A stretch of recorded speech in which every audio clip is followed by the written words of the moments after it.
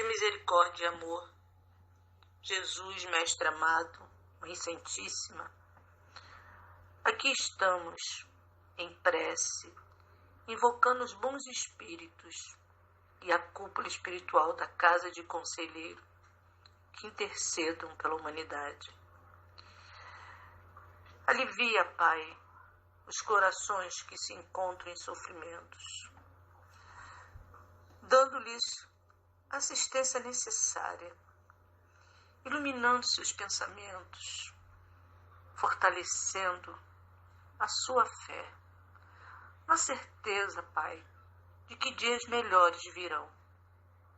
Amparai-nos, Senhor, que possamos compreender que o isolamento ele é essencial para a saúde da nossa sociedade. Aos médicos espirituais do espaço, Senhor da cura, inspirai os irmãos que se encontram à frente de tamanha provação. Não vos deixem sucumbir diante da dificuldade.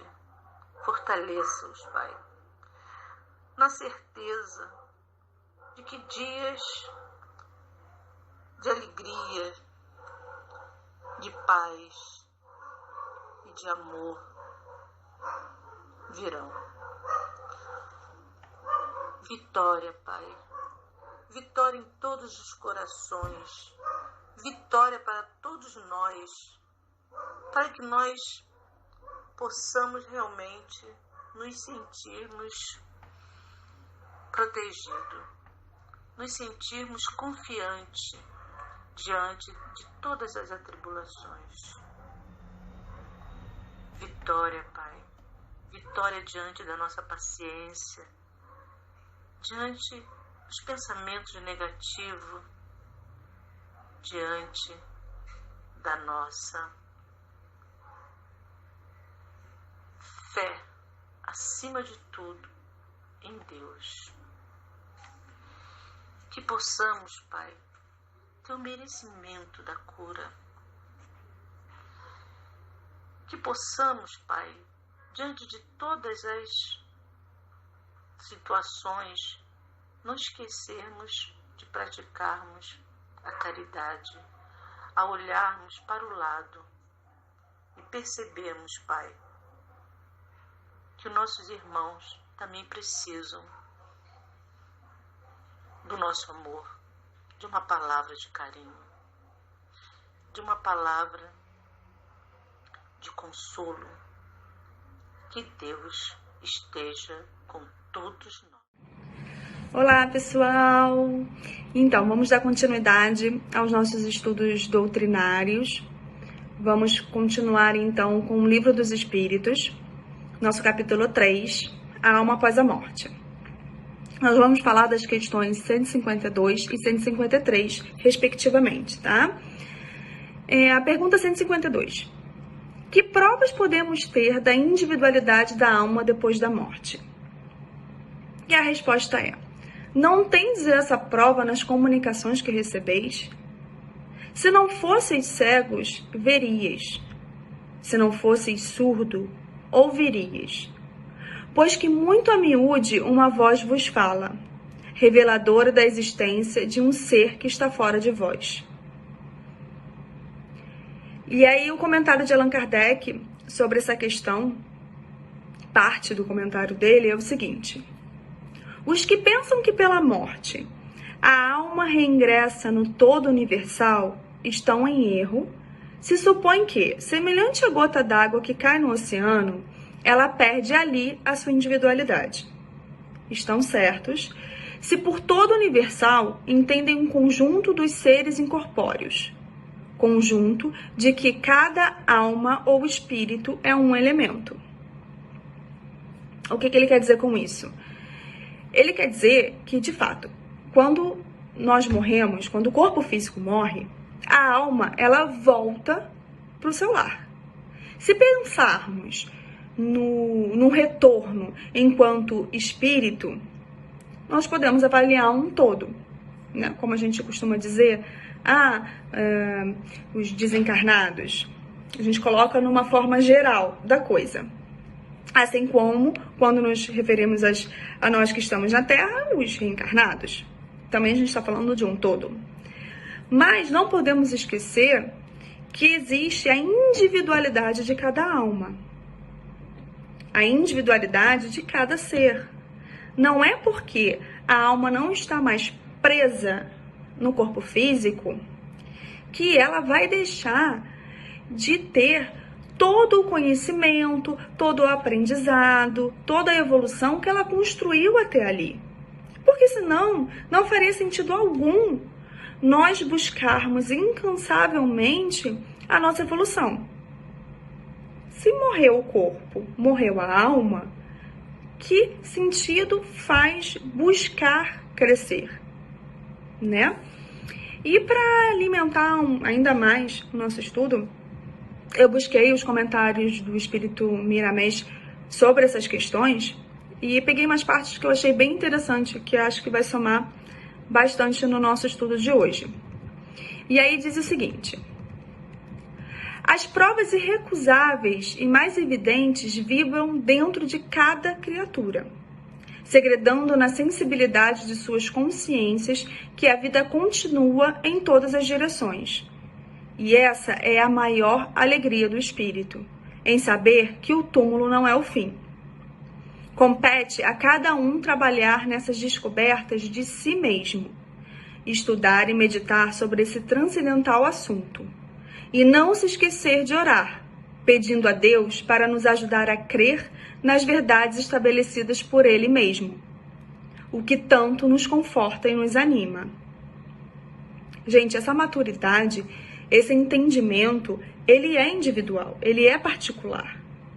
As nossas experiências, elas são individuais. E a nossa evolução também é. É claro que nós estamos ainda muito imaturos para entender tudo o que nós temos que aprender, né?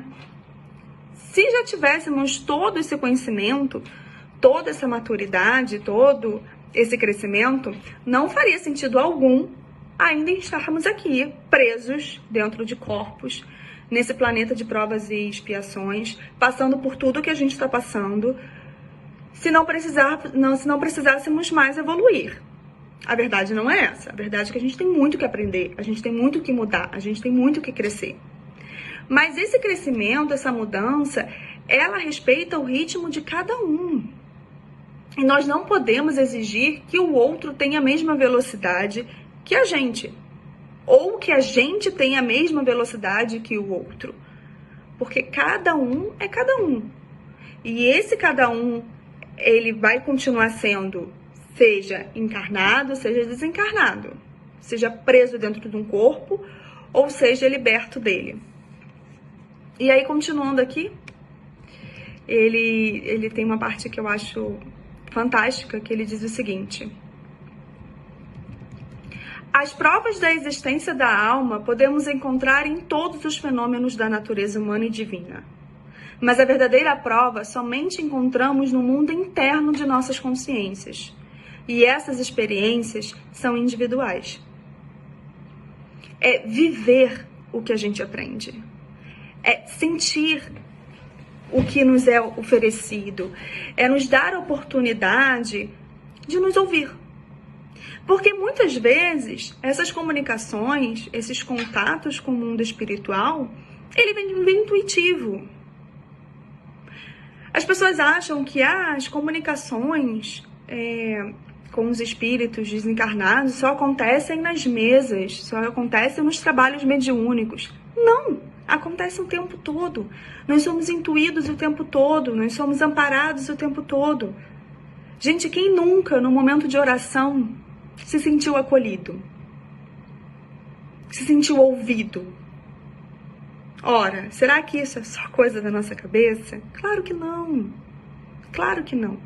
Esse é o amparo espiritual, esse é o amparo dos nossos irmãos que estão ali, presentes, sempre. Só que naquele momento de oração, a gente se desnuda de todo o preconceito, de todas as limitações, nós estamos ali de coração aberto e por isso sentimos esse retorno. E aí, na leitura complementar, foi citado o livro Pensamentos de Emmanuel, de Martins Peralva, e aí tem uma parte que eu também achei interessante citar, porque eu acho que também vai agregar. E é a pergunta que diz: em que sentido se deve entender a vida eterna? A resposta: a vida do espírito é que é eterna. A do corpo é transitória e passageira. Quando o corpo morre, a alma retorna à vida eterna.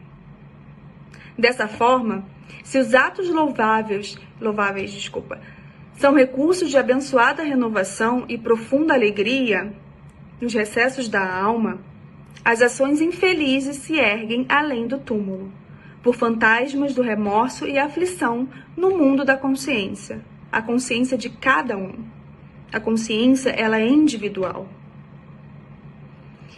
Então, gente, vamos buscar sermos melhores, vamos buscar olhar o outro com mais cuidado, respeitar o ritmo do outro, respeitar o nosso ritmo.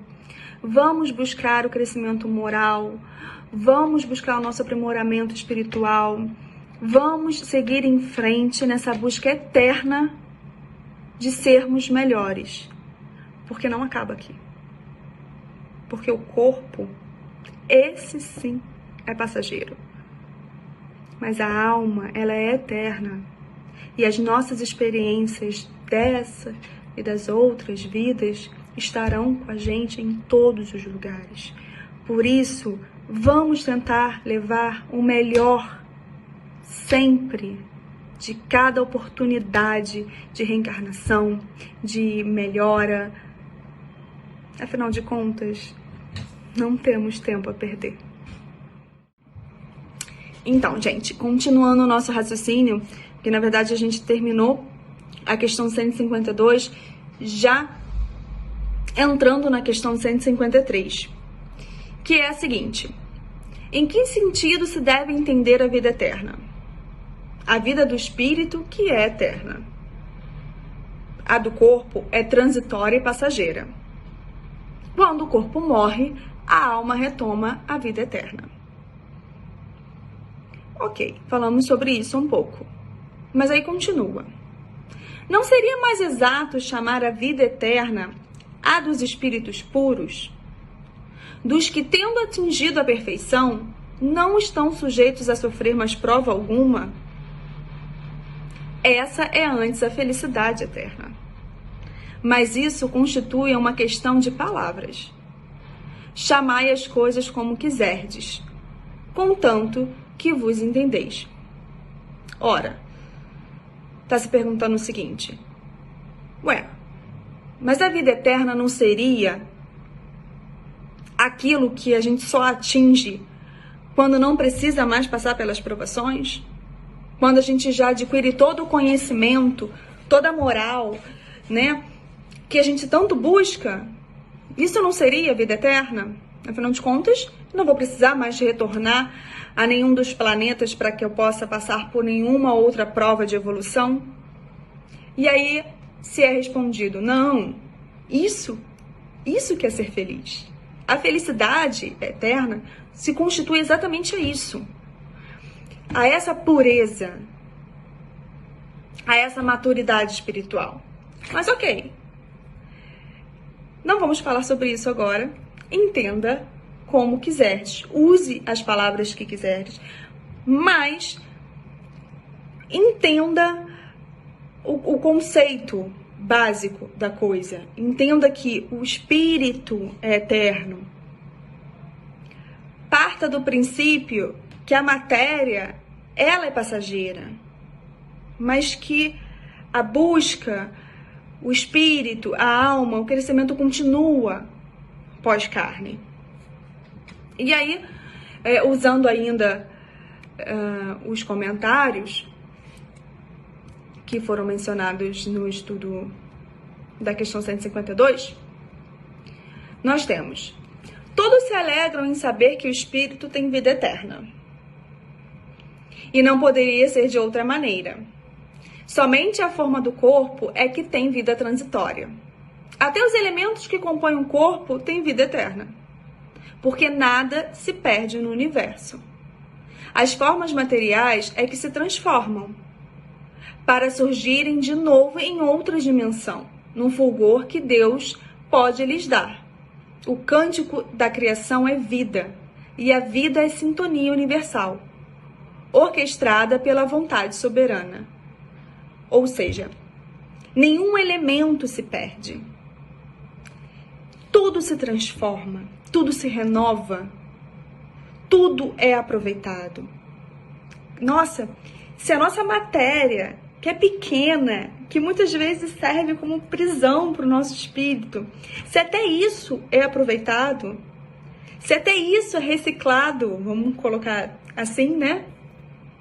Se até isso é reciclado, imagina a nossa alma, imagina o nosso espírito, que é muito além da carne. Sim? E aí vai. Alguns pensam que a alma tem forma definitiva. Bom, algumas pessoas pensam que eu serei assim, exatamente nesse formato carnal, quando eu desencarnar, e que permanecerei assim, por exemplo, pela vida eterna.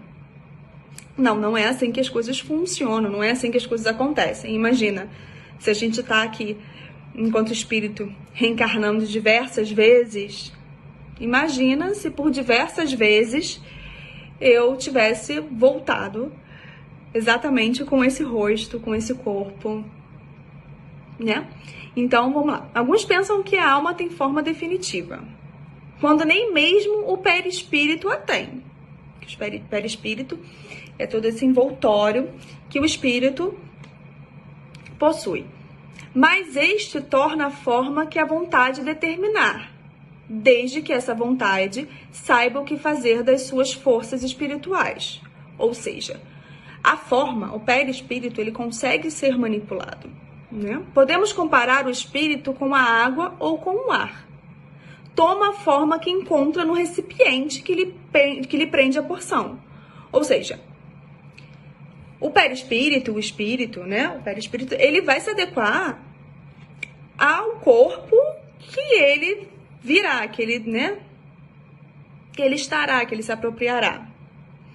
Podemos estudar a nós mesmos todos os dias, e isso é dever de todos, encarnados e desencarnados. No entanto, conhecer com mais profundidade a alma depende da maturidade. Já falamos sobre isso, inclusive, nesse mesmo estudo. Essa vem gradativamente, desamarrando os laços do saber, para que a consciência se ilumine e o coração abra as portas do entendimento. Todos os espíritos têm vida eterna.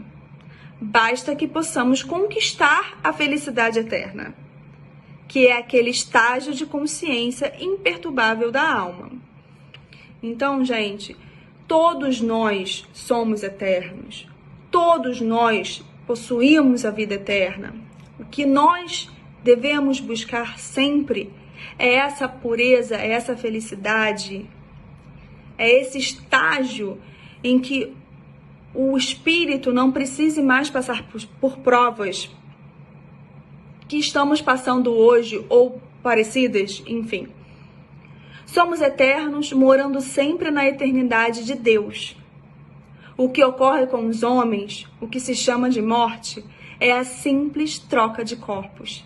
E que cada vez que se troca de vestes, as experiências se acumulam e a luz se expande. A glória se faz, fundindo-se a esperança com a alegria, a fé com o amor, e eis aí a luz da alma, eternizando-se na luz de Deus. Então, gente, vamos juntos buscar sermos melhores sempre. Vamos eternizar essa luz de Deus dentro da gente. Vamos expandir o que há de melhor em nós, que sem dúvida alguma isso não será perdido e isso acompanhará a gente por toda a nossa eternidade. Vamos finalizar então com uma oração breve, mas com muito amor, com muita fé. Obrigada, meu Deus, por essa oportunidade de estudo, por mais esse esclarecimento, por mais esse apoio, por mais essa luz que só alimenta nossas almas e nos ajuda a seguirmos em frente nessa busca diária, incansável, mas necessária de sermos e estarmos melhores. Graças a Deus. Obrigada.